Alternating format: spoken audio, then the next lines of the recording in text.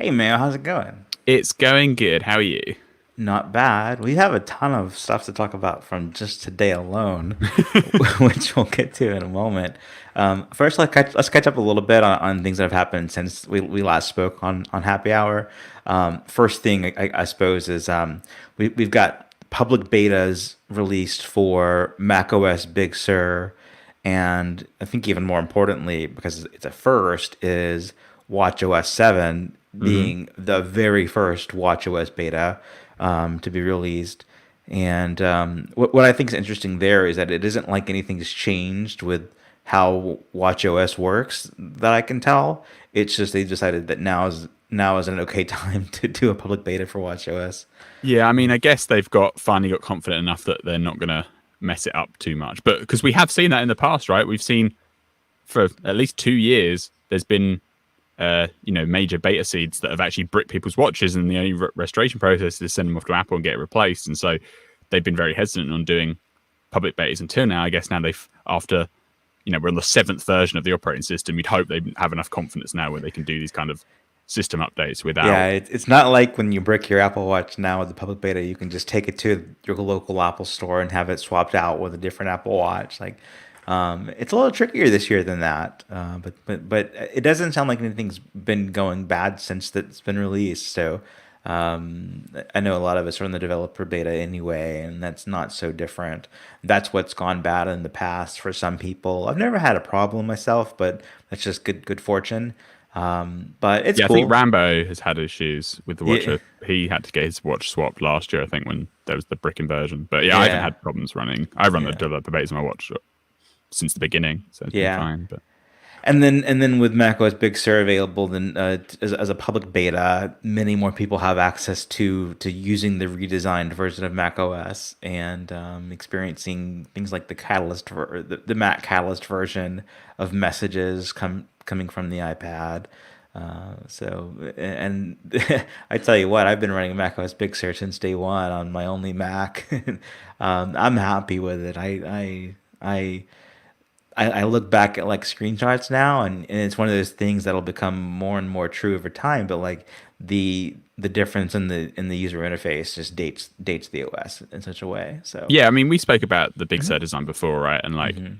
I think it's a lot of people were kind of, I don't know, I don't think there's much usability problems with it really. Like, there are a few things where I feel like the old design was better, like the pull down sheets from the menus. I think was a better design than the, kind of like white capsules that just appear over the center of stuff. The sheets were more connected and felt like it. But in general, I think it's fine. I do think if you are someone who's still using a non-retina display, you're probably getting the end of the road. Like I think that was kind of true with older macOS versions as well. Like Yeah, when they did the Yosemite redesign, they started down that path of basically ignoring the needs of non-retina screens. But yeah, especially now with Big Sur, like there are so many other controls which are just separated by like a 1 pixel line, and then you look at a non-retina display, and it's very, very hard to tell and delineate those things. Like my setup is I have my 15-inch MacBook Pro, but I also have connected to a non-retina 25-inch Dell monitor, and so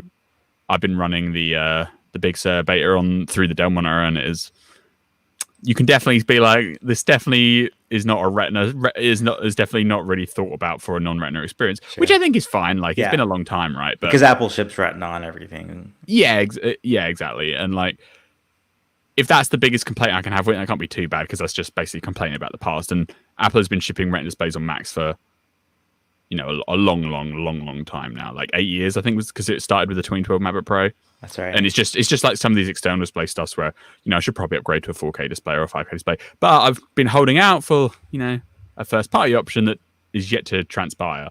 So and I'm not buying the Pro displays yet. So that is kind of the situation with Big Sur. Like messages is obviously one of the things I'm most looking forward to actually using it when it comes out, because the messages app on Catalina is just so.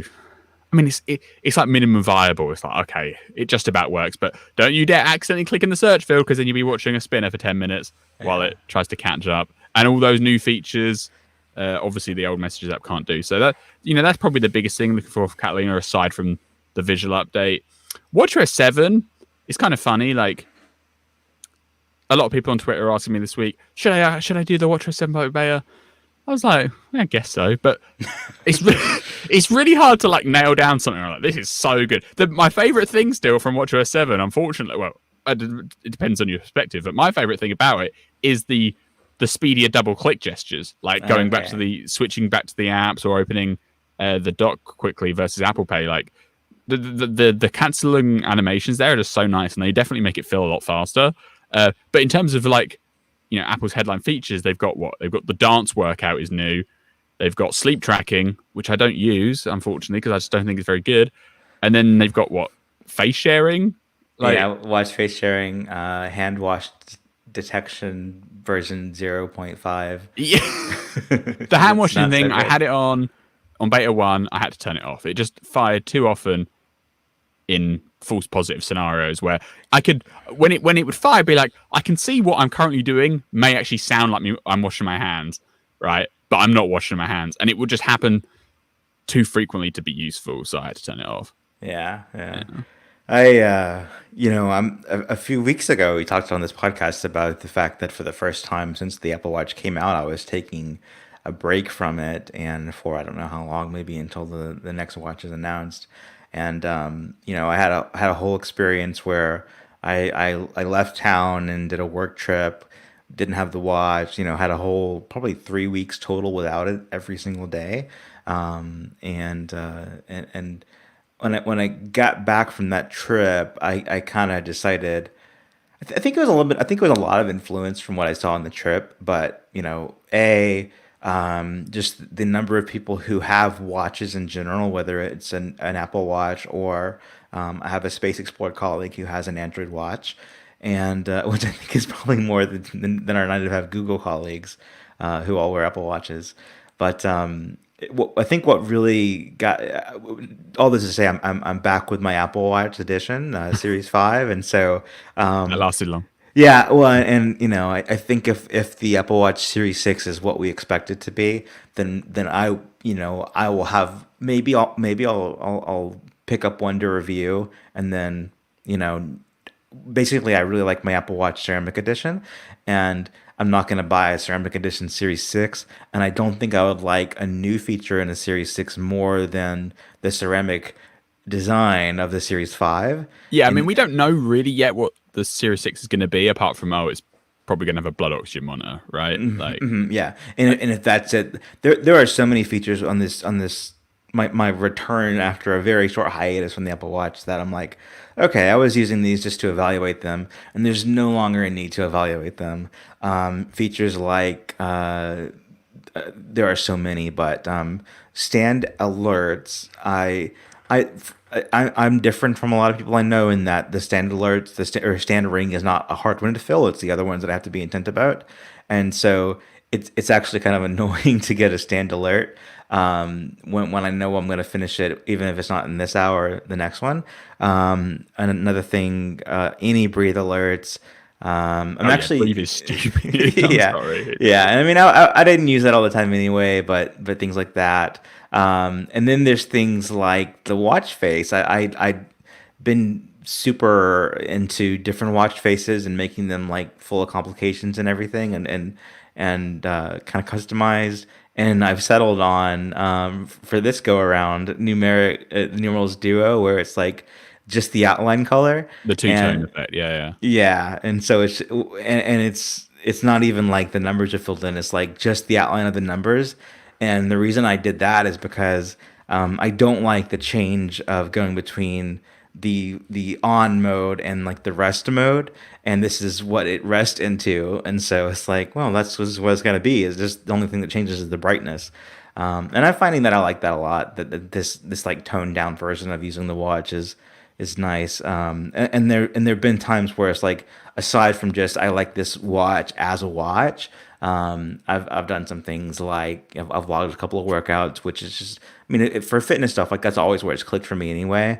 And that's where it's like I get the most value. I paid for gas with Apple Pay, which is, something I've done before, but it was like, oh, that is easier than like unplugging my phone or like pulling out my debit card. It's cool. So, Yeah. but the main thing is just, I like it as an object and the design and everything, the material. So, Yeah, I do Yeah. hope by the time WatchOS 7 is released that they do have at least like a new watch face, right? Like, Yeah, they shipped the what is it, Chronograph Pro or yeah, so? which Yeah, they show that one on all the developer pages for WatchOS 7 and public beta because it's like the one visualization of a watch face that says new in this release. But it's not for me. No. yeah, like the original chronograph didn't appeal to me. Chronograph Pro doesn't either. And like we obviously reported on like the flags one. I thought the flags one's pretty cool, but I think they probably delayed that because the Olympics aren't happening this year. Right, So that'll they're just probably gonna come that'll next probably year. come next year, right? They'll roll it out again when the Olympics hopefully do happen in Yeah. 2021. But yeah, some kind of face update would be nice. Like otherwise, I just feel like WatchOS 7's a bit of a downer, unfortunately. And again, they might be readying new features for new hardware, but unless there's something crazy, I'm not anticipating upgrading this year either. So Yeah, we'll see I on mean, that I one. still have my same complaints. Like, for example, I have been using the feature where if you're playing music or audio from somewhere, it's like automatically your watch face Mm-hmm. where the now playing pops up. And it's less offensive to me when I'm using a digital watch face because it's a digital watch face interface. And then whenever you raise lower your wrist, it becomes like a blurred watch face. And those are all concessions, and I think that it should be much more thought out than that for always on and for analog watch faces. If I were to write a critique of Series 5 and WatchOS 6, it would be the same thing carried over into WatchOS 7. Those complaints, but in this kind of different approach to wearing the watch, it's like it's a digital watch. I'm going to use it in that way and not even think about it as much as I used to think about it. It's like I have found it useful to I'm playing. One of my favorite features on iOS 7 is the infinite playback feature, where I if love you iOS play, 7. yeah, if you play one You song. mean iOS 14? Yeah, that's the one. WatchOS 7, iOS 14. There we go. But if you play one song on iOS 14, it can keep playing music like that. That isn't just from your library, but from Apple Music, and it kind of makes an infinite radio station based on that song. Mm-hmm. Something you could do manually before, but now it can be automatic based on a setting. That's really neat. And so I'll listen to music in my AirPods, and it plays from the phone, and I'm like, oh, this is a song that I like to save. I like the way this one's going, and I'll just look at the watch and add it to library, and then done. So I'm kind of returning, but in a whole different approach. I'm hitting reset on how I think about the watch, and all of this is also in spirit of bringing back the Watch Time podcast I announced last week. That'll be back in September. So once again, every 2 weeks. And I will say, I think the reason that I got there was because I was looking for new host or to discontinue that podcast. But I was talking to NASA's top scientist when I was interviewing him for Space Explored, and it was intimidating. It's okay, this is someone who is the smartest person in terms of science, and I'm a novice in this area, and what we connected over, because part of the intimidation was can I even keep his attention, eye contact and interest, but we connected over running and things that are not strictly science, and then it was easier to kind of, now we have this connection.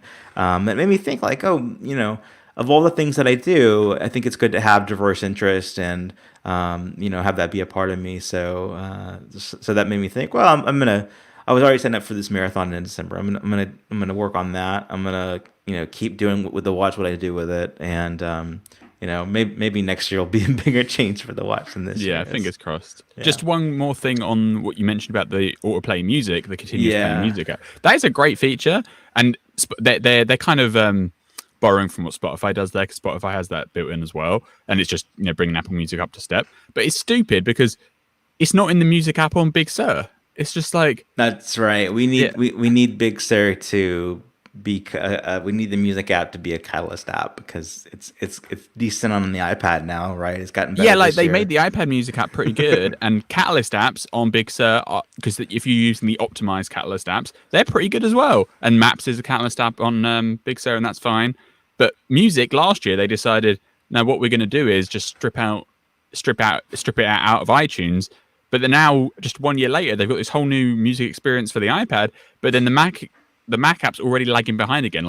In 13.3 in in the update early this year, they finally got around to adding the time sync lyric stuff to the AppKit version of music, right? And now they're not even going to have the continuous auto playing songs ready for launch either. It's like, I just feel they made the wrong choice there, unfortunately. And now we've got a kind of crappy Mac app that's also lagging behind on features just 1 year after they changed it. Yeah. We were joking about, with the Apple Silicon Macs that are based on ARM chips instead of Intel chips. We were joking that because you'll be able to run iOS apps both from the iPhone and the iPad with no changes, just developers saying it's okay, and I didn't opt out.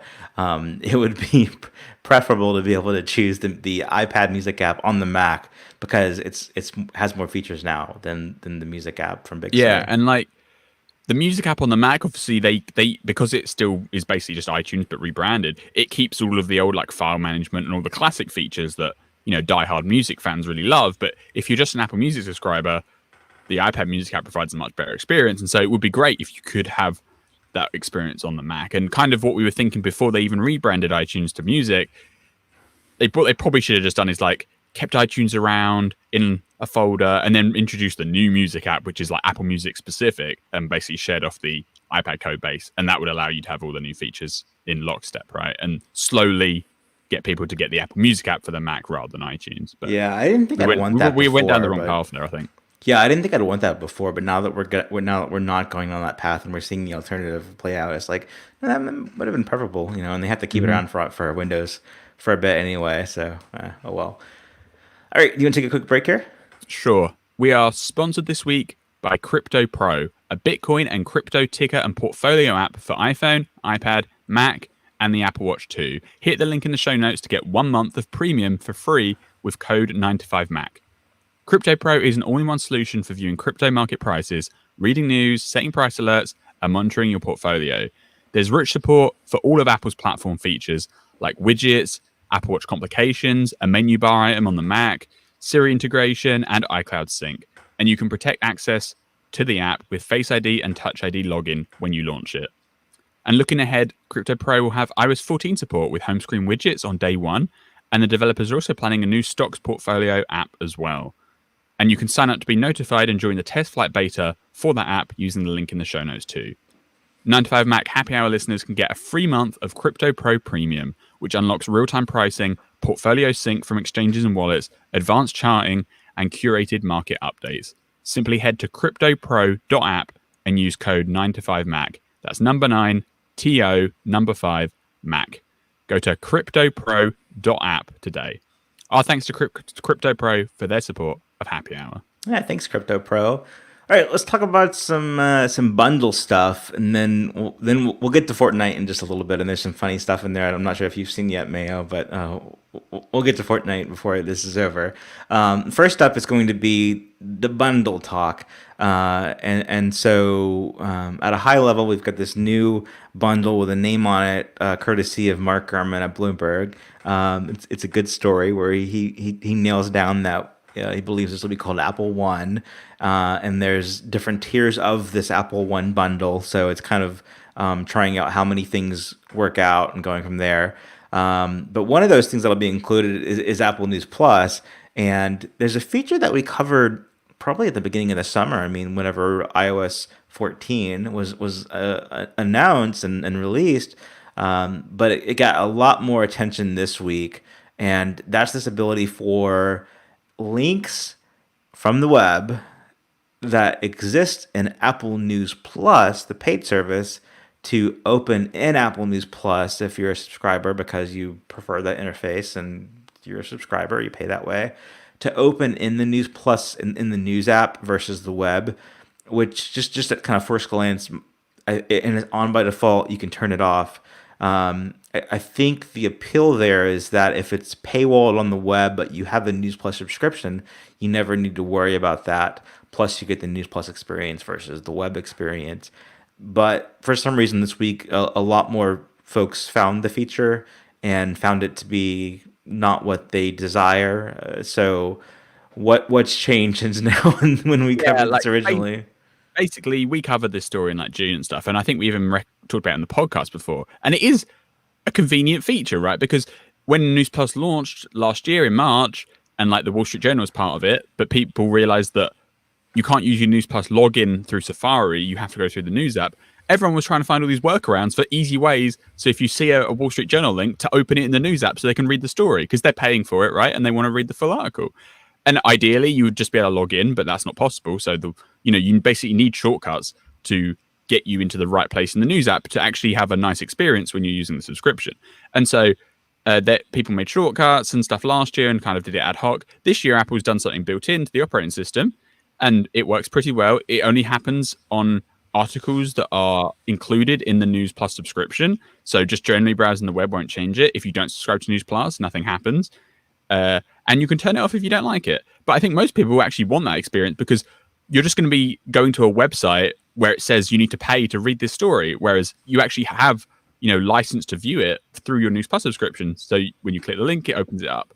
What's happened is this week is that some publishers have cottoned onto this fact, and they're annoyed that they think Apple's going to be stealing their page views away from them, because obviously in the ideal case, like for instance TechCrunch, right, they would have an article that takes them to a website and get the ad revenue and maybe subscribe directly through the web, in addition to also you can access viewer content for News Plus. But ideally, I think a lot of these publishers were like, we'll have the News Plus stuff, but because it's sideloaded off into this app, we still got a lot of opportunity to sell people subscriptions directly, right? And so they're a bit annoyed about that. There was a big tweet that went a bit viral about it, that Apple's using their monopoly over the platform to invade users' privacy and just redirect to the News app, or a moment's notice. Like, you do have to watch these features and have that eye, but I don't think this is one of those cases. This is just Apple providing a nice feature for people that have a News Plus subscription that want to be able to take better advantage of it. It's a reaction to last year's missing feature. This year it's been developed, and now it's part of iOS 14. For sure, right? And in a second, don't worry, we are going to crucify Apple for their monopolistic practice, but I don't think you should do that on every single thing unequivocally. You have to be objective about it. And in this case, they're just providing a feature. Should it be on by default? I think there is a debate there, because it is quite a big change in behavior. Maybe it should be a kind of thing where they ask you, right? If you open the News app when you update, it should say, do you want to automatically open links from Safari in the News app when you have, when they are paywalled, or you want to activate your subscription and use it to the fullest? And it could have that screen where they have the big blue button, which is yes please, and they have the tiny little no thanks underneath. That maybe would have been more appropriate than just turning on by default forcibly. But on the whole, I think most people are going to want this turned on, not off. So it's not anti-consumer, which is what a lot of the Twitter Rati were trying to show it as, I think.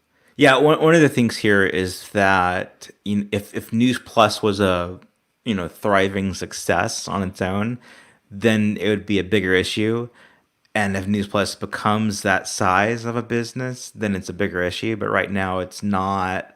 And so that's kind of like what we'll get to with the App Store Fortnite later on, is that in the beginning, some of these policies weren't seen as draconian, and now they are. And it's because of the size of Apple, size of the iPhone market. But for now, News Plus is kind of a struggling service within Apple that can only exist because of Apple. Who knows what would have happened to Texture, which it's based on, which was kind of a group effort between a bunch of different publishers. So it wasn't even its own unique company. Right, Apple has a responsibility to act fairly and make sure everyone's, make sure they're not being too monopolistic and not just trying to stamp everyone else out. But you have to level that with the fact that Apple also has to be able to provide features for their customers, right? I saw somebody last week complaining about the Dark Sky thing, that because, Apple bought Dark Sky, now they've destroyed all potential for third-party weather apps. And it's come on, anyone could have acquired Dark Sky, right? And most people, and if no one had acquired Dark Sky, they'd have probably gone out of business, because that's why they wanted to get acquired. So, at the end of the day, you can't smack on Apple for everything left and right, because I think then it loses its pungency, right? You have to criticize them where it makes sense, and in cases like this, I don't think it does. Yeah, that's the whole thing again. The idea about should Apple copy features or build features into the OS that are popular third-party apps on the platform, And the idea there, in favor of that is that just because a feature exists and is popular, Apple shouldn't be punished and not be able to provide their own version of it for all users. So same thing with Dark Sky because it's a success. And in this case, again, just backing up to the core of it, it was a feature that actual paying customers missed last year. This year it'll be there. And then it's just an example of how every single change has an effect when it involves another party. In this case, but I think it's like you said, just asking would be okay too. But on by default, I think the amount of people who are affected by this is so small right now that it's not an issue. It would only be an issue later if News Plus became wildly popular beyond Yeah. where it is right now. Yeah, and like I say, I think the majority of people would actually want this on regardless. So Sure, the fact it's sure. on by default, it doesn't bother me too much. Yeah, it's not the end of the world there. There's a new feature in iOS 14 that lets you not just share your location, but share kind of a general idea of your location. So just take a weather app, for example. Your weather in your city is probably not too different from your weather in your home. It's probably pretty similar if you go 5 miles out. And so with iOS 14, you can now give a level of permission to a weather app or any app that asks for location permission. I just give approximate location. I don't need to be picked up on the curb here. I just need to have an idea of what is the weather like in this town. And that's not an option. And this week you wrote a really good explainer on how it all works and the thinking behind that, right? Yeah, like I would just wanted to draw attention to something I think Apple did really well here. Like there's been a fair few privacy quote unquote features that Apple has done in recent years that I think they've been very heavy handed about and not done so elegantly, like the Catalina dialogues, right? Or the copy and paste banner in iOS 14 that basically serves no purpose. And it just alarms people for no reason. But this is something where it addresses a real problem, and the way they've done it and implemented it is very considerate. Like, there were plenty of stories a couple of years ago, last year before that, where third-party weather apps had integrated analytics frameworks that were selling off user location to third parties. This isn't just some hypothetical threat or maybe this could be a problem. This actually happened. And before now, there was no way for an application to even say, look, I don't want your precise location. I just need to know roughly where you are. And so a weather app, even if they wanted to be well behaved, they had no option but to ask for your location, and that would give them precise, basically to the street level, often to the exact house number where you are, depending on the strength of your GPS signal. Mm-hmm. In iOS 14, Apple's added this new option. So basically, there are now basically two axes of location services permissions. So you have the permission, which is like, do you want to allow permission while the app is open to have your location? Do you want to allow the app to have always location access, i.e. when it's in the background? And then you have the other axis or dimension, which is, do you want the app to get your exact location or do you want it to get an approximate location? And I think if you think about it, most apps that you grant location permissions to, they probably don't need your precise GPS coordinates to do their job. Obviously, if you're using a turn-by-turn navigation app like Apple Maps or Google Maps or something, that's going to need precise location. But, a weather app, or maybe the Apple used this example of the TV app. So sure, yeah. Streaming services need to know where you are because they have licensing deals about only this content can be available in this country, right? And if they can't determine your location, they're not allowed to show the content at all. But they don't need to know that you're on 123 Brick Lane. They just need to know that you're in the United States or you're in Britain. Do you know what I mean? Mm-hmm. So now in iOS 14, the TV app opts into approximate location only, so it can know roughly where you are and show you the content that you can actually access in your region, but it doesn't need to know precisely where you are. It doesn't even need to have the chance that somehow that data could be stored and sent off elsewhere. And so the way this approximate location feature works in iOS 14 is that an app developer can volunteer to say, we only want approximate location, but also the user can always pick if they want to limit a particular app. By default, all apps get full access, just like before. So they're not disrupting the current app ecosystem. But say you download a new app and it says, do you want to allow this app to access your location? In that alert dialog, there'll be a little toggle which says precise. It'll be on. You can tap it and it'll go off. And then the app will start receiving approximate location updates instead of precise location updates.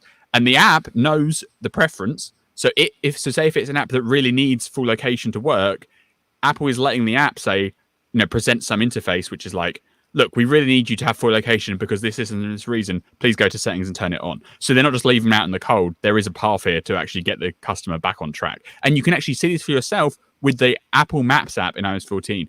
If you go into settings, privacy, location services, turn off precise location for Apple Maps, then launch the Maps app, you won't get a small little dot. You'll get this wide circle. And at the top, it will say precise location off. You can carry on using the application perfectly normally. But when you go to like navigate to a place, it will then pop up and say, you need to allow us to have precise location information. Otherwise, we're not going to be able to route you. Do you want to turn this on temporarily? So basically for the duration of your session, or if you want to turn it on permanently, if you go into settings and do it. And the way they even do the approximate location is actually quite clever. So, like a naive approach would basically be like, whatever your real location is, just randomly pick some area near it, right? And just repeat that a few times every time someone wants your location.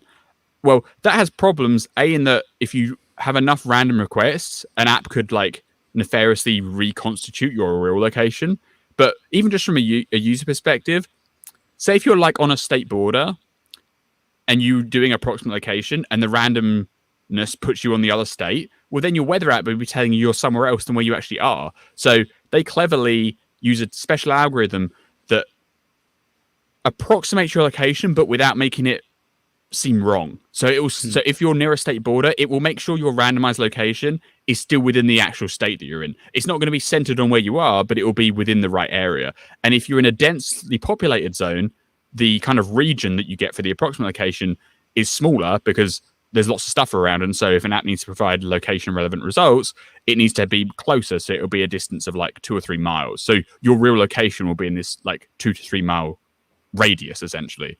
But if you're in like an open field, you're in a forest, the radius will be like 10 kilometers, be much bigger. So it adapts naturally. And as you go to state lines or borders to different countries, it will make sure that the approximate location is still actually in where you would be expect it to. So they've really thought it through. It offers a genuine privacy benefit without like uprooting the entire app store, and it gives apps the opportunity to like campaign and say, look, we actually do need full location. Please, can you let us do this here, here, and here? So I think it's really clever. Yep. All right, and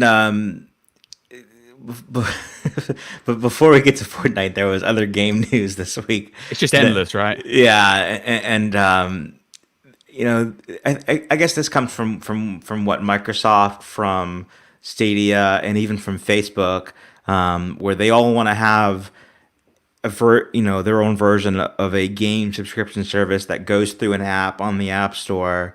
So you download the app and then you've got access to games. Similar to Apple Arcade, in that it's the App Store and you use the service to subscribe to any number of games. And even this week we saw set up the subscription service for Mac apps have a version of this for the App Store, where they use it's kind of a side verification system to let you have access to App Store apps. So these are apps that have been approved on the App Store.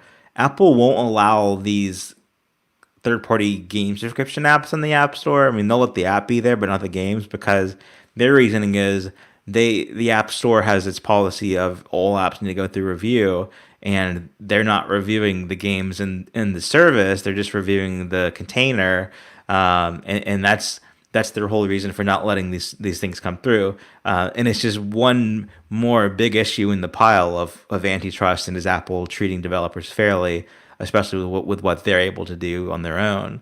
Yeah. So what's your take on this stuff? Yeah, so game streaming services specifically are what under contention here. So that's like basically the game is running on a server somewhere else. You get sent a video of it. You input your controls on the screen, and that gets sent back to the server, which actually is rendering the game in real time.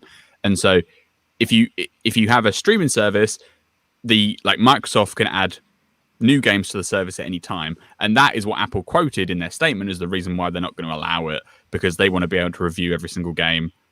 And so, what Microsoft do you should think do the is decision begins there, or do you think they look at that and say it doesn't quite fit our vision for the App Store? Now, how do we qualify it? What do we call this? Well, it's interesting that the rules that basically outlaw this were introduced and added explicitly to the App Store review guidelines in late 2017. So if you want to be all conspiracy theory about it, late 2017 is probably when Apple Arcade was starting to be thought up and invested in inside of Apple because it launched in March 2019, right? So just about the start of 2018 sounds about the right time when it probably began inside. So if you want to go for an anti-competitive argument, they added it to the rule set to make Apple Arcade stand on its own. Personally, I don't really subscribe to that theory too much because like they have competition in loads of areas. They don't just outright ban the applications. All of the other games in the App Store that you and all other streaming services, right? Sure. Music streaming services, you can be in the App Store. They don't have a rule that says you can't have a music service in the App Store. Like that doesn't exist. The rules do say you have to give Apple a cut, right? But the game streaming services aren't complaining about the 30% commission. They're complaining they're not allowed in the App Store at all. Like that's the problem.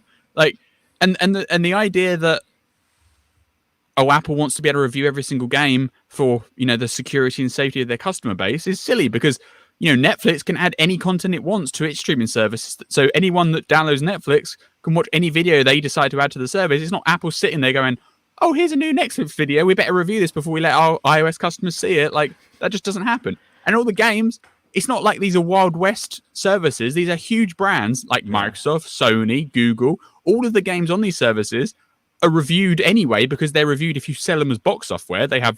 It's just like going to the cinema, right? Where you have the 18 plus review, you have that rating board. There's the same rating boards for games.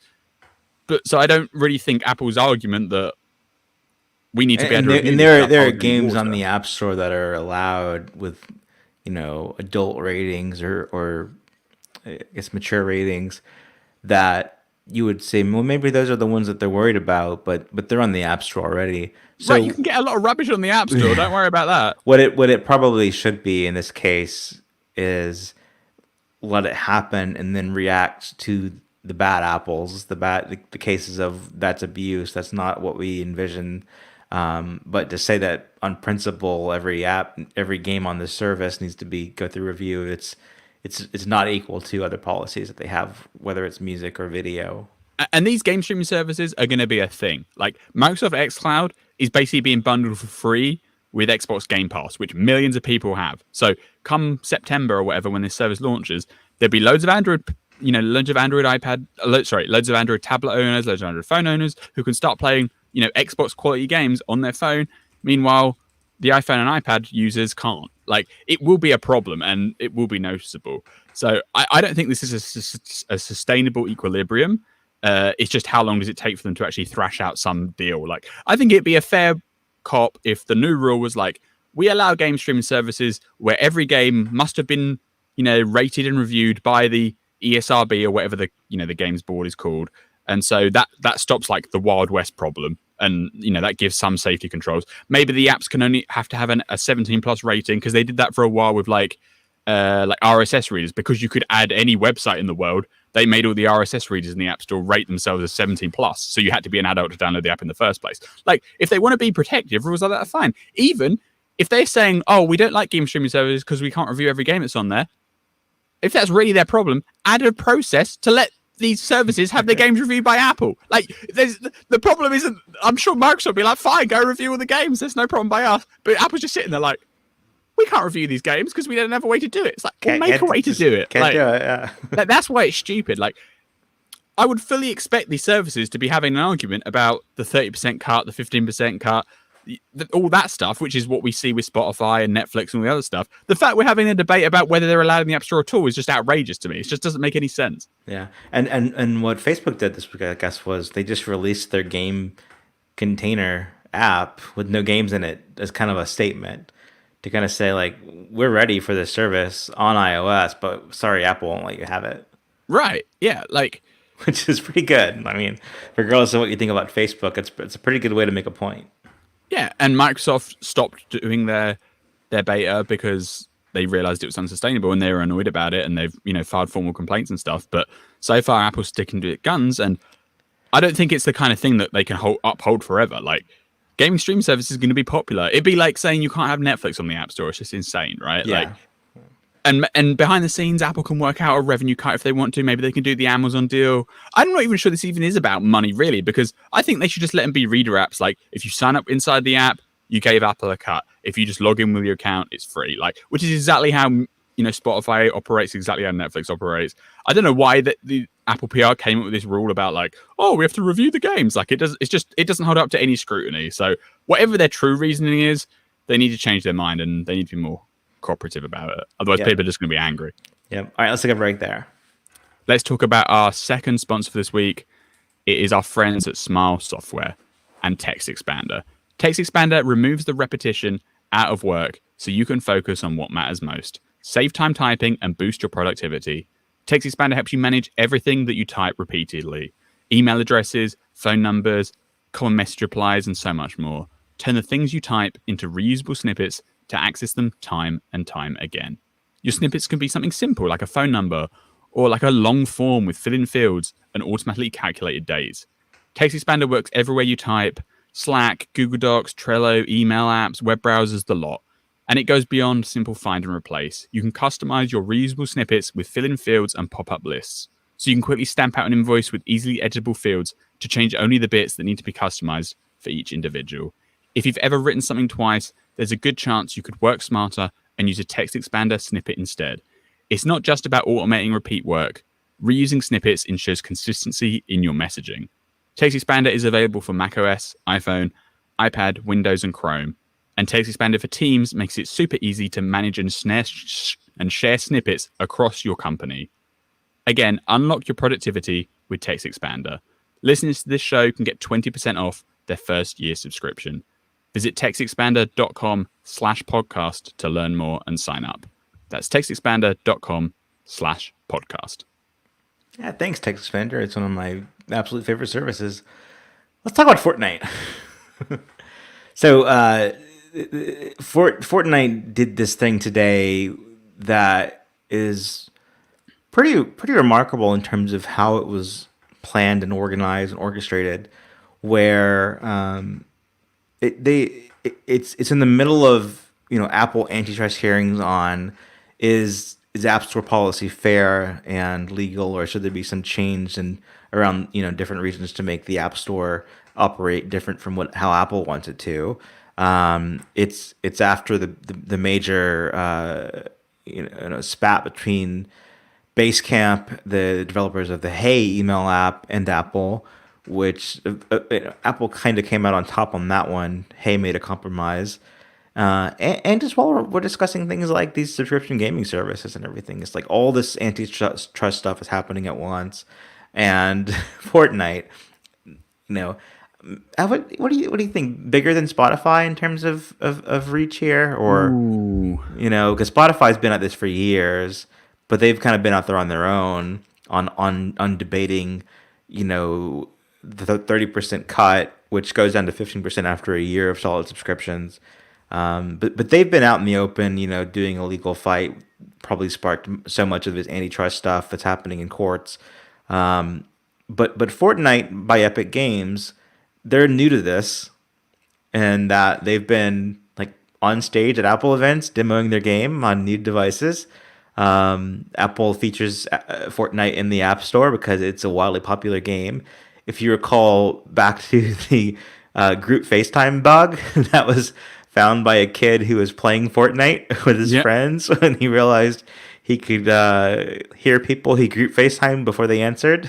So Apple makes loads of money off Fortnite in-app purchases. It's always like, in the top 5 top grossing apps in the App Store because of that. They're just the in-app purchase cosmetics and V-Bucks and everything else. Yeah, there's a lot of components to Fortnite that it's not just, I guess you play the game, a subscription to play with friends, and then there's a lot of components that you can add on to, just like a lot of other games. A lot of the like the core game base free, and then you have to pay for cosmetics and skins, and which are wildly popular within the game. Exactly, yeah. And today you've only been able to do that on the App Store with in-app purchase. Yeah, right?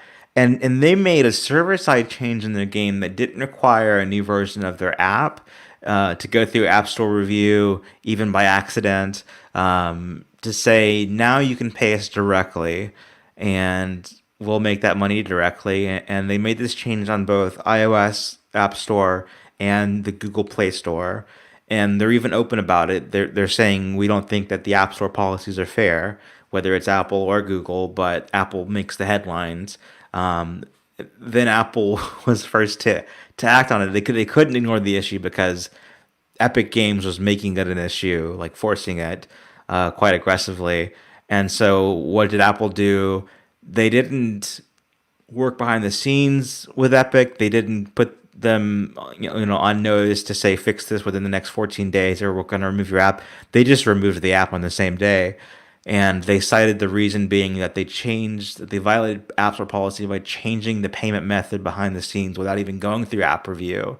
And so I think that's why it didn't get like a warning, is because it wasn't an App Store update Yeah, that because got through if by it had been in accident. the app, they would have submitted the update and got rejected, right? Or been accidentally been approved, and then it would have needed to have been fixed before it got updated again in the future, or been Sure. removed. Which is like Hey, right? So Hey, Yeah, got accidentally submit- got through. yeah, Hey 1.0 was submitted and released, and then Apple realized, oh, they made a mistake, so they stopped approving the updates. Then we had the Hey debacle in like May. Yeah. But Hey never got pulled from the App Store, right? Whereas Right. what Epic Games has done is pretty clearly a PR stunt, right? Like they had everything ready to go, and they, even when they added the UI to the app, it was very clearly like, you can buy with the App Store for $9.99, or you can buy directly through us for $7.99. Like just to hammer home, Apple's charging you and making prices higher here, Yeah. right? And so from the enforcement of the App Store, obviously it's perfectly understandable. This is against the rules. You're getting cut from the store until they, and the moment Epic's like, we're giving up on this, we'll just take that rule out, Apple will reapprove them, right? There's nothing controversial on that side of the it's not a debate. They went against the rules, so they got pulled. What's obviously the effect is, though, that there's now huge media attention, public attention. It's like doing a public protest, right? Mm-hmm. They did something they knew would cause headlines, and they knew it would actually affect iOS customers, because Epic's taking a risk that they're not going to accrue any new players for the next few weeks until this gets sorted out, but it's going to inconvenience people on the iOS platform that one of the biggest games in the world is not available on their devices. Yeah, one that Apple's used to promote their devices. And if you have the game already installed, I think you're not affected. But if you've never installed the game, or you delete it, I don't believe you can get it back, and you certainly can't go and find it for the first time. You can find App Store promotions about it, but you can't find the actual game. Right, yeah. And so from Epic's perspective, the amount of like damage is probably quite limited, because it's not like all current Fortnite players on iOS are still going to be able to play the game. Yeah. So they probably saw that trade-off, and they were like, look, and the CEO has been quite vocal on Twitter against the App Store policy for like the last year. And I'm sure they've had like behind the scenes talks with Apple about, guys, could we do this? Could we do that? And, Apple just held firm. And so they were like, okay, screw it. We're just going to do a big public showing. And, Apple responded in the only way they really could. Because like if Epic did this and then Apple didn't pull the app immediately, it would just set a precedent for everyone else to do it as well. And it's clearly against the rules. So, I'm not mad at Apple for pulling it, but it's like, it's clearly coming to it's like a rubber band that's getting really, really stretched now. And at some point it's going to snap, right? Like you're having everybody piling on Apple for, mostly legitimate reasons that the App Store policy needs to change in some way. And like on Android, before they did this stunt, Epic released Fortnite outside of the Google Play Store, and everything was cheaper if you just download the app directly. But then they saw that they didn't get player acquisition. They didn't get enough people downloading it. So they had to go back and re-add Fortnite to the normal Google Play Store again, because obviously Android allows side loading. But even Fortnite was not powerful enough to actually outweigh the influence of the store. So Epic had to kind of walk back and just reintroduce the app to the Google Play Store again. You can imagine if Apple had side loading on iOS, you're probably going to have the same effect. Like some big apps will offer, direct downloads, but the majority of it's still going to come through the store. And maybe that's the end conclusion here, because people are going to be mad at Apple for not allowing categories apps at all, like game streaming. People are going to be mad about the cost and the fees. Like 30% is high. Is it too high? Who knows? But it's not even a competition because there's nothing to compete against because Apple's the only option. So, and now Epic's what they've done, like they filed a lawsuit and they even had a video ready, right? Yeah. So they this was the first thing this morning whenever they made the change in the app. And that alone made headlines because it's like they're obviously doing this protest against Apple and Google, and something is going to have to give here. Probably in retrospect, what would be the thing for Apple to do is like just give them the 2 week warning and you know forget about the money in that time frame, but just to like make it not so intense, kind of cool the room down a little bit, to say "Look, we're going to remove the app in 2 weeks unless you change this." Then they would probably not change it within 2 weeks and we'd still be here. But Yeah. but what it let Epic Games do was the moment it was pulled, they released an advertisement for a new campaign in the game tonight that is all kind of trolling Apple's 1984 ad, where they are kind of saying, here comes the Mac, so that IBM will control the future of computing, basically. And we won't have this Orwellian 1984 future. Yeah, it's called 1980 Fortnite. Yeah, 1980 Fortnite. Yeah, it's so targeted, and that's one thing. Okay, but then within an hour of being pulled from the App Store, they also announced that they're going to file a lawsuit against Apple, and they published the material. I mean, it's all documented, and so clearly that was prepared as well. So they have an ad campaign and a lawsuit in which they say they're not going to seek damages in terms of money. They just want this policy to change. And They want to be able to collect full revenue for their yeah, purchases. I mean it is about money, but Yeah.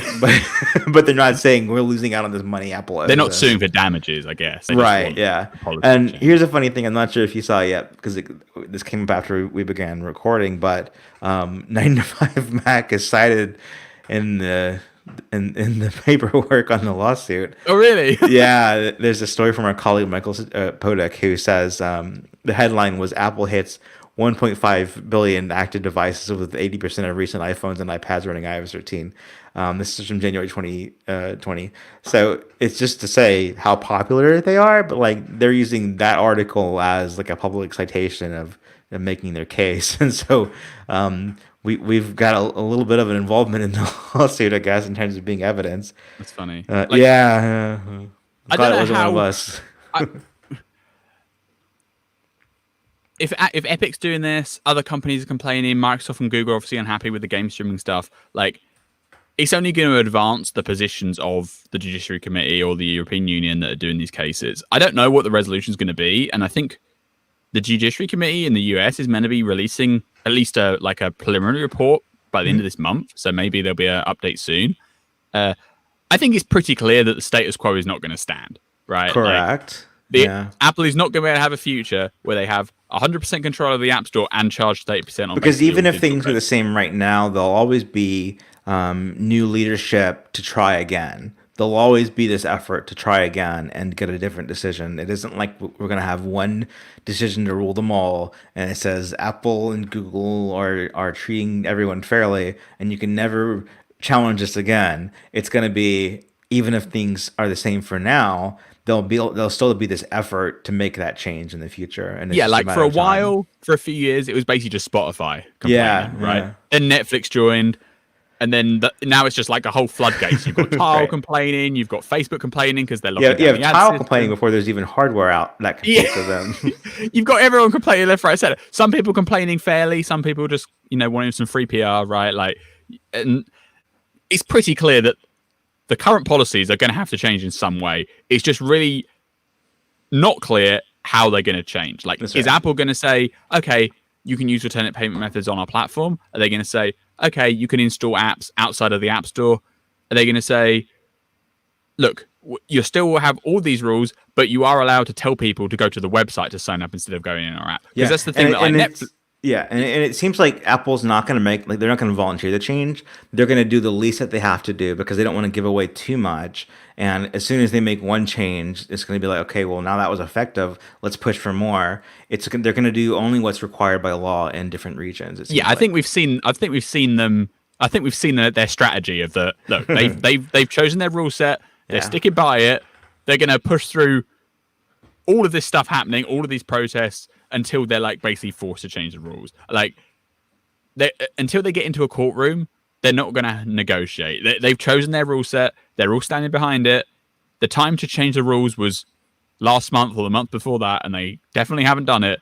So at this point, they're too far gone. If they walk back now, it's like, what's the point? They could have just done it before. So Apple's not going to change the rules. They're going to have to. Their rules are going to be forced upon them, but that is like a whole complicated thing that will take months and months and years for all the legal stuff to resolve. But clearly, there is no argument anymore. Something is going to change. It's just we don't know what yet. Yeah, and as we're talking, we're doing our live episode on YouTube, and I'm following along in the chat, and some people have said that you can restore your access if you delete the game and you have it in your purchase history. Okay. So that's possible. Just kind of a logistics thing. And then the other thing that's interesting is that the hashtag free Fortnite is the number 2 trending hashtag in the world right now. So they've nailed their execution in terms of, we're going to have a campaign against Apple or Google, and Apple bit first, and on Google it seems like they've got no action yet. Google is less technically. The Google rule set for the Play Store says you're not allowed to use alternate payment methods, but they're very lax. They let loads of companies use alternate payment methods and just let it happen. Nice. All right. So that's this week in Fortnite. It will surely change in the next week or two because something has to give. Even if it's just that nothing has changed, then that's still interesting. I'm not sure where do you see this going. What's the prediction? That's the problem. It's the resolution's the thing that's impossible. Like everyone's kind of like, okay, something's going to change. We're just all waiting I guess we're waiting for the judiciary report probably from the US or the European report. The European report's not due for like another year, so it's just more time for everyone to have public demonstration. Yeah, I think maybe the better question is which major company is the next to push back against Apple and do one of these campaigns. Because Netflix could do like a day off, like just not stream on iOS for a whole day or something. Yeah. Because that ultimately is the only way these companies can really affect change at the moment is basically doing virtualized protests. Like they can't do anything else. They're beholden to the rules. So the Epic thing was, very clever marketing, and they clearly had the, promotional campaign ready to back it up. And so maybe we'll see more of that. It puts Apple in a tense spot, and it really doesn't seem like they're going to change their mind. Like, you could have 100 companies protest, Apple's still going to stick by it until they're forced to change from a government body. Yeah. Just objectively speaking, I mean, I don't have a dog in this fight. It's like they're 2 very successful companies. They can handle their own. But, I guess my take on this is that Apple's rule set is being challenged at a larger level than just as it relates to Fortnite. And so, how that plays out will take a matter of time, a lengthy matter of time.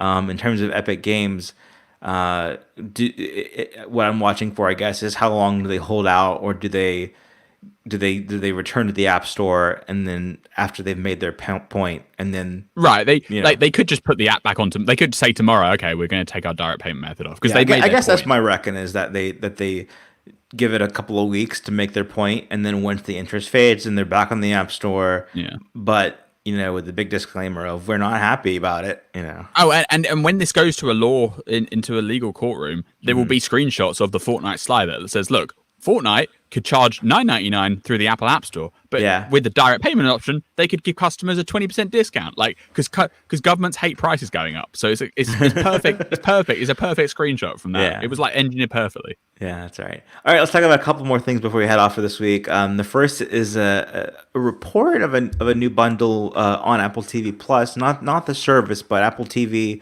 The app, the Apple TV channels feature.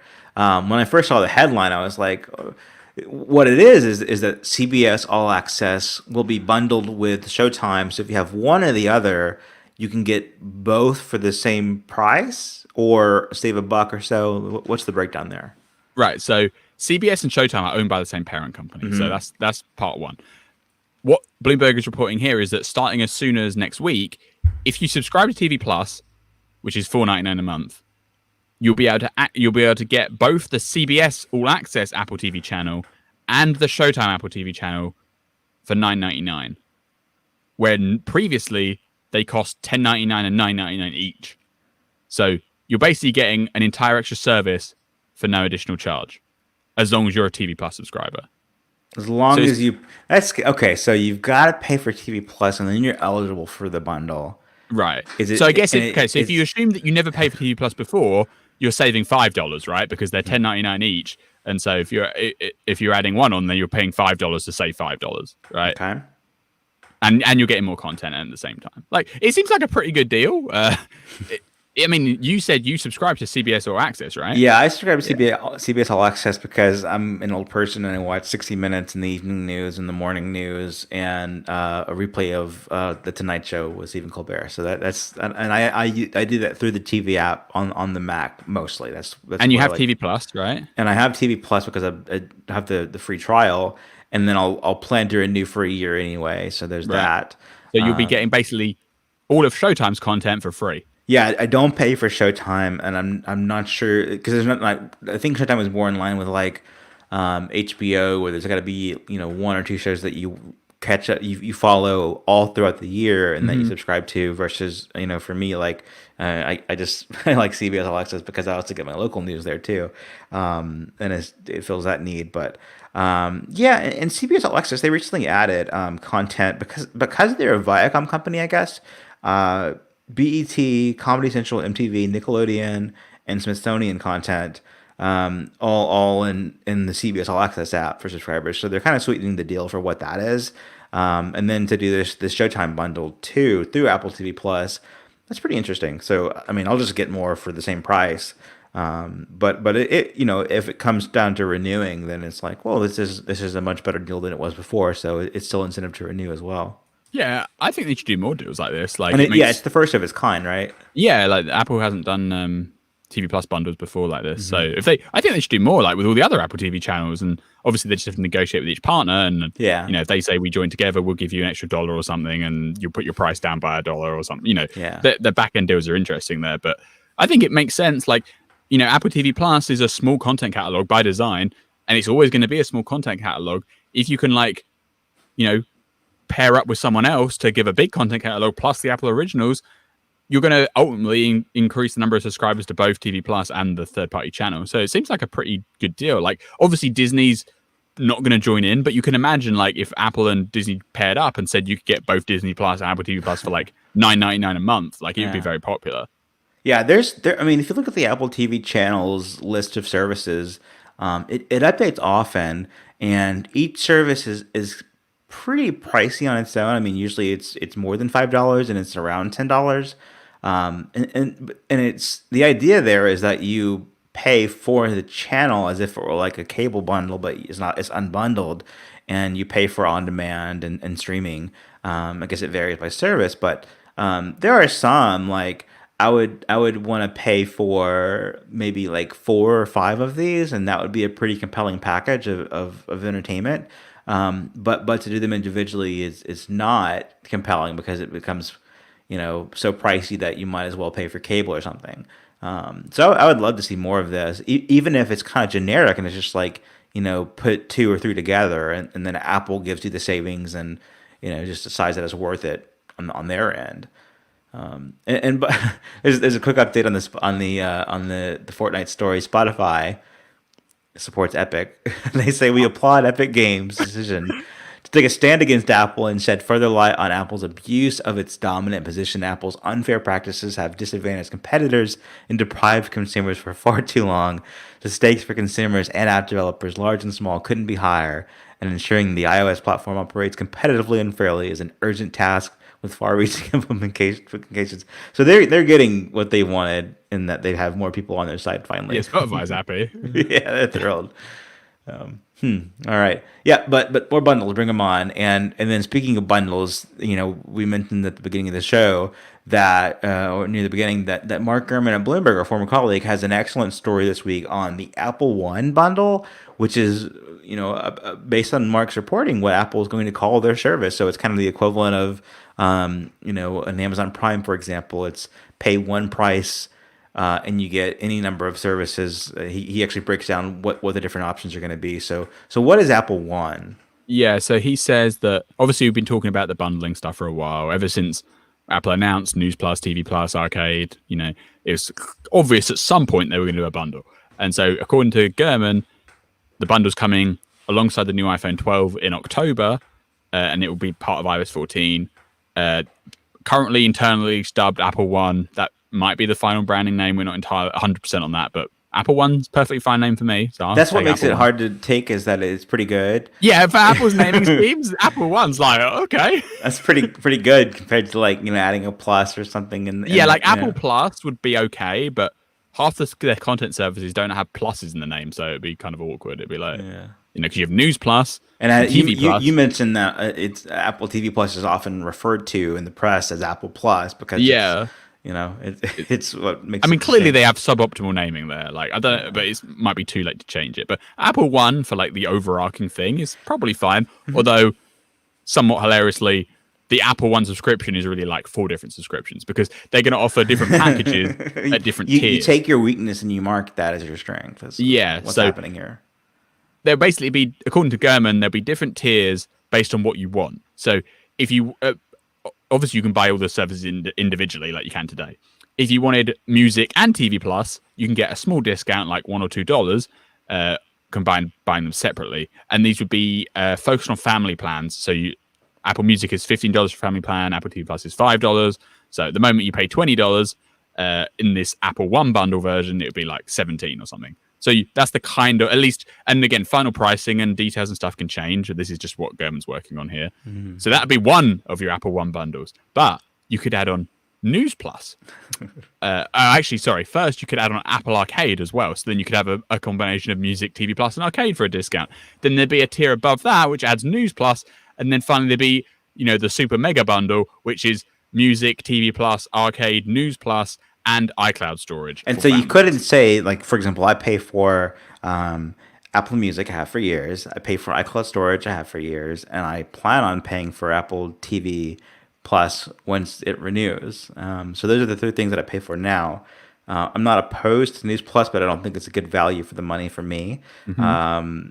Arcade, I paid for the first year. I don't plan to renew it just based on it isn't like the only game service that my kids use, and so I don't think it's the best one for the kids. Yeah, unless you can get it for free or close to free. It's like Right. blah, blah, blah. And so for me, I'm comparing is the price of music, TV, and iCloud cheaper than the top bundle that has everything else. Which it won't be. Which it won't be, right? Because that's the point of a bundle. Gurman says that your savings will be upwards of $5, so probably somewhere between $5 and $10 and that's on the highest end bundle, right? If you're getting everything. Yeah. So a family plan of music, TV Plus, News Plus, arcade, and let's say the 2 terabyte iCloud storage is $45 currently. So at maximum, the Apple One version is going to be $35. So if you're only subscribing to 3 services now, you're going to be at $25. So you're going to be better off with your current arrangement. Yeah, I do 15 for Apple Music. That's the family plan. Yeah. And then I think it's $10 for the 2 terabyte plan? Yeah. Of iCloud? Okay, so that's me at, yeah. That's me at 35 right there a month. And then TV I pay for by the year so it's 100. TV's $50 a year. Oh, $50 a year. It's $5 a month, isn't it? Or $50 a year. 100 would be crazy. No way. Yeah. Yeah, so 50 for the year. So yeah, it's going to be tough for a bundle to beat the individual of what I use. It'll just come down to right now I'm looking at I think News Plus is more interesting to me than Arcade, but Arcade would be included with the bundle. So yeah, because it doesn't sound like you could go, like, say if you wanted music, TV Plus, and news, it doesn't sound like it's going to work that way. Similarly, say if you use Spotify, but you want a bundle of TV Plus and news and arcade, it doesn't sound like you're going to be able to do that either, because it's like Apple Music is included in the base tier and all of them. Yeah, it's kind of funny because the primer for the bundle is the most successful service, I imagine, being music. Yeah. And then you take... I think the service they care about the most is TV, right? Apart from music. Yeah, so that's probably why that's the next one on the list. Yeah, they care about TV a lot because it's an original service, not a repackaged service. And they're spending billions on it. They're spending a lot of money on it. Yeah. And then next would be news, is that right? It's arcade is taking. Okay, so arcade next, which makes more sense because it's like, it's got value. It's, if you want that, it's cool. But if you want a bundle with news in it, then you've got to pay for the arcade part as well. Yeah. For the bundle. And then and news is like arguably the most the priciest of the bunch for what you get. Right, because the news is $10. So Apple Music is taking the most expensive $15, which half goes to the publishers, based on activity, and that's probably why news is higher up on the tiers because they want the base tiers to be cheaper, but they can't do that with News Plus because it's $9.99. So Right. And then it's too bad to put iCloud at the very top. you know where they did that though, right? Because everybody needs iCloud. Like that's why Yeah, they but did it. yeah, but you either get iCloud or you don't. It does, it seems like to me, and people maybe they'll change the prices for iCloud because the base storage is too little.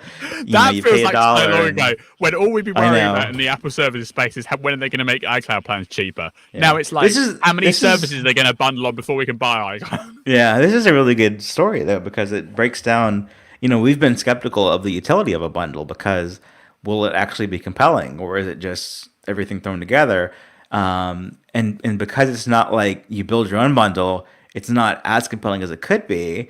And because they kind of weigh their services differently, then it's not as attractive as it could be.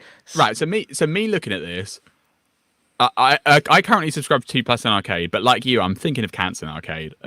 Not that I think it has some good games on there, but Well, it doesn't have Fortnite, so who cares? it has some good games on there, but you're not compelled to subscribe to everything. So I was thinking about unsubscribing to Arcade. So then I would be looking at Music, TV Plus, and iCloud. So I guess I'll just do the Apple One Music and TV Plus and save $2, and then just pay for iCloud independently. I guess is what I'd have to do. Yeah. So we'll see these play out. And just to add on to all of this now, German also says in the higher end plan, they're going to add virtual fitness classes. So is it that you won't be able to pay for those individually, or is it that they'll also be included in the bundle? It just says included in the bundle at the higher Yeah, tier. I assume they'll have a separate plan for them. Yeah, because I think the first time we heard about this idea of like virtual fitness classes that you have access to is in our reporting of iOS 14 and tvOS 14. It's like there is evidence now that Apple is going to be delivering like fitness related content. For Apple TV, yeah. Right, exactly. And we've seen now that the Activity app is now the fitness app, and it just ties into more and more evidence for that. And this is the first time I believe that Mark's reported this since our reporting, but it makes its way into the bundle story too. Now that one's interesting to me, and it's just like one of those things where I can't make a call yet on if I'll use it or not. But it's certainly something I think Apple. I've kind of like floated that out there. It's like when I'm talking about the watch, that it's very cool what all the watch can track, but it doesn't often tell you. What you should do to activate, those different workouts, and did it really give you that guidance? You need to find a gym, find an app, find a trainer, whatever. And there's a lot of these services now that are like subscription based, and it's for what this would be. So it's an obvious service for Apple to have. So I'm happy it's existing. I'm not so sure if I'll be a customer or not, because that's different than should Apple do it or not. But hey, I'll evaluate it when it comes out.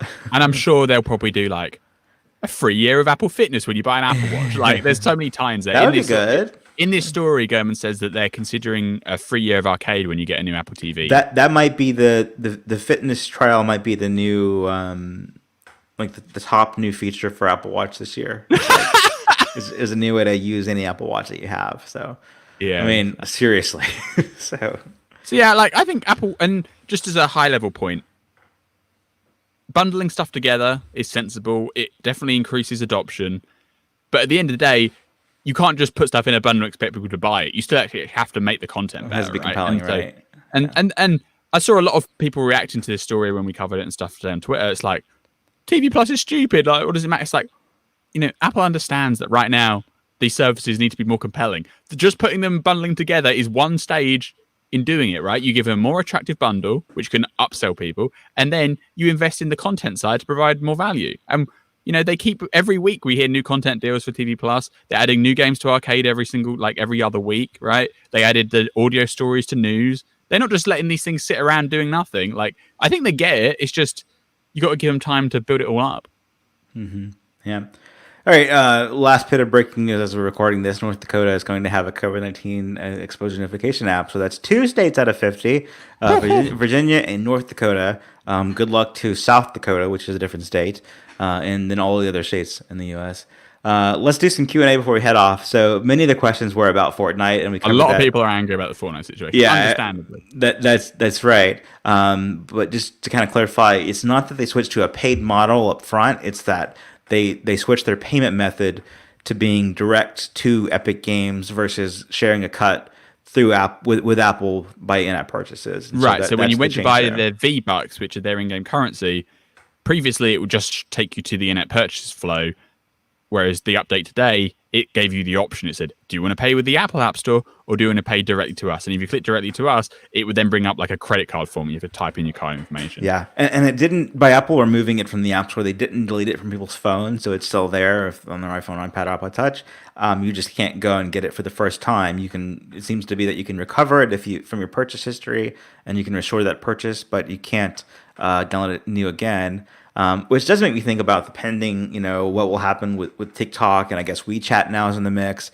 If those get banned in the U.S., I guess the servers aren't allowed to run to the U.S. Like, how will that look? Do you think? Who even knows? Who even knows? Okay, it's unprecedented territory. Yeah, we'll sort that out another week. That's right. Someone asked, "Are you guys personally disappointed that Fortnite's gone from the App Store?" I don't play Fortnite, so it doesn't bother me, but I know other people that do play it, so they'd be mad. And for me personally, the thing that I am actually upset about is the game streaming stuff that we talked about. Sure. Because yeah. I'd probably play games like that. Like I don't actually own these game streaming services could theoretically offer you an alternative to buying the next generation console. Like, rather than buying a Xbox Series X or a PlayStation 5, you could just subscribe to Xbox Game Pass and just play the games virtually. And, I guess I can play through my Mac, but I think, I should be able to play through Apple TV. Like, that'd be a great experience. Like, make the Apple TV even more of a console. So the game streaming thing is personally what I'm more frustrated about. The wider App Store issues, obviously, what are highlighted by Epic pulling, Fortnite being removed from the store. And clearly, we've already said that we expect something to change there. I don't think Apple deserves 0%, but there needs to be some balance in between where we are now and where everyone else wants them to be. Yeah. Someone asked about the kind of the famous Steve Jobs line that he cracked TV, and that Apple was going to change the TV landscape for forever, and the notion that kind of just kind of went away. Yeah. And I think the source of that is from his biographer, and the not so great biography that even though Steve Jobs picked his biographer, the book wasn't a hit, and that line came from there. So it's kind of like secondhand. And it quotes it. It's a quote. It's a Jobs quote in the biography. Okay. So, but there's not enough context around it to like point to. Did you mean a TV set? Did you mean an Apple TV with tvOS? Did you mean Apple TV channels? Like, yeah, or none of the above? I think he wanted to make a TV set, and if you there's a document that came out of the Samsung Apple patent trials, where they were suing over the iPhone. Copying the iPhone design. There was a meeting agenda that was written by Jobs, and one of the things on the list is Apple TV, and this is right around the time the biographer would have been getting these quotes. And one of the things on the list is magic wand ? So that was kind of the status of the Apple TV situation. I'm pretty sure they had ideas about how to make a revolutionary TV experience, or in their opinion, what was going to be a revolutionary TV experience, but it wasn't like fully formed or ready to go out the door. It was like, prepping stage. We were thinking about it. We were thinking about making a TV set. And then for whatever reason, it never transpired. If you look at, it's an open secret that from 2012 through to like 2015, Apple was trying to negotiate with Disney and Fox and all these other content networks to do a skinny bundle type deal, which maybe would have been one of their original plans for a television, revolution television situation, but that never came through. I think the Jobs quote is like, I want to make an integrated television set that is synced with iCloud, and it will have the simplest user interface that you can imagine. Maybe he was just talking about Siri. Like, who even knows? Like, if there was something so good in the wings, they would have done it, but they didn't do it. It was an iMac TV, is what it was. Jeremy go ahead. Wagsback says, if you have an issue with Apple in the App Store, do you also have an issue with Microsoft, Sony, and Nintendo limiting other storefronts on Xbox, PlayStation, and Switch? That is a hard question, and that's where the law comes into play, right? Because obviously on a games console, Microsoft's not going to let Google Stadia run on the Xbox, right? So why is Microsoft angry that the App Store can't have it? That is a good question, and maybe when Apple gets to a courtroom, they can make an argument that an iOS device is like a console and they don't really control it. So, say goodbye, and there's no case there. personally, it feels wrong to me that they can't exist on the platform. Like, and am I? Whereas Microsoft, Sony, and like there is this distinction between like games consoles and just like computing I platforms, think a lot right? of it is like the popularity of the device, like an like, So I mean, what you're saying is the console's a console. It's like it's an appliance for gaming. An iPhone or an iPad is so much more than that, and so to ban it from this category is like an overreach. I think it's also just these rules weren't challenged so much when the iPhone was smaller in market share and the iPad was smaller in market share. It's once it become so successful is when Right. then these become uncomfortable. It's just like how we were discussing with News Plus. It's like it's kind of mad that it's kind of like who cares if they still a little bit of traffic by default. Yeah, and It's like, not that much, but in this case, they are affecting a major audience and it's hard to like nail market. down a hard and fast, checklist of this is Yeah, okay and this isn't. But you kind of know it when you see it, right? And for me personally, I think game streaming services should be out on the App Store, but they should be forced to conform to the net purchase policy, right? If they were having just saying we're not going to be on the App Store because we don't want to give Apple 30%, I mean, okay, that's understandable, right? Obviously, then you can have this separate conversation about the 30% debate. But just the raw fact that they're going to completely deny an entire category of service from the platform, that doesn't sit right with me. Yep. And then finally, one last question we'll do this week. What is one rumored feature supposedly coming to the next flagship iPhones or Apple Watches that for some reason you're just not believing in? And my answer to that question is more along like it's when you're in this position to report these things out, to kind of analyze, is this rumor, what does it weigh versus this rumor? It's kind of your job to make sense of things. And so you either, believe it at the start or don't. And so once it becomes like you perpetuate the rumor, then you must believe in it. And we don't kind of push things that we don't believe in. And so it's hard to say like something that's in the mainstream that we disbelieve because otherwise we ignore it. So like random claims on Twitter are going to be ones that we. And unfortunately, recently there have been a lot of random Twitter accounts popping up. Like, yeah, there are so those many are at the tough. moment, and most of them don't have a track record yet. Like we've covered Love to Dream, we've covered Yeah. John Prosser stuff before because they've proven themselves, right? But there's a lot of just completely anonymous Twitter accounts popping up that a lot of websites are covering that I don't think is justified because they're just making up rubbish and none of it's been proven yet. And we pass over them for that reason. I mean, it's easy to you can get easy attention from those, but it's also a disservice to readers because it's like anyone can go out and find those, but part of the service of 95 Mac is making sense of it all. There's a And curation aspect there, right? indeed, yeah. So it's some and I was thinking about this too. It's also like when you do this stuff too, it affects like how you listen to podcasts and things. So like I'm finding that lately many of the podcasts I listen to are not tech podcasts, even though those are the ones that I used to love the most. They're science, they're political, they're news, they're general, and it's because like hearing multiple takes on the things that I've already like processed for, and we trade off with each other is like it just changed. Like being in this position changes the value of that. And so I think if I were just like someone who didn't do this, but it was like you're just evaluating the rumors on its own, then it'd be like, are there really going to be 4 iPhone models this year? That's kind of crazy. What does that do? But because we know the sourcing there, it's totally believable. It's more that it's a matter of time. I guess if you want to direct answer the question, I'd say the 120 hertz rumor. I don't think it's going to happen.